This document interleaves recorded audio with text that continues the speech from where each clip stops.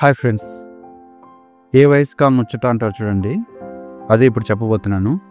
మనం 20-25లో పెళ్లి చేసుకుంటే 30-35 వరకు మన పిల్లలతో ఆటలు, 40-45లో మన పిల్లల పెళ్ళిళ్ళు, 50-55 వరకు మనవళ్ళతో ఆటలు, 60-65లో మనవళ్ళ పెళ్ళిళ్ళు, 80-90 వరకు బ్రతుకుంటే మనవళ్ళ పెళ్ళిళ్ళు కూడా చూసే అవకాశం ఉంది. కానీ 30-35లో పెళ్లి చేసుకొని 60లో పిల్లల పెళ్ళిళ్ళు చేసి మనవళ్ళ పెళ్ళి చూడకుండానే శుభం కాడు పలికేయడం.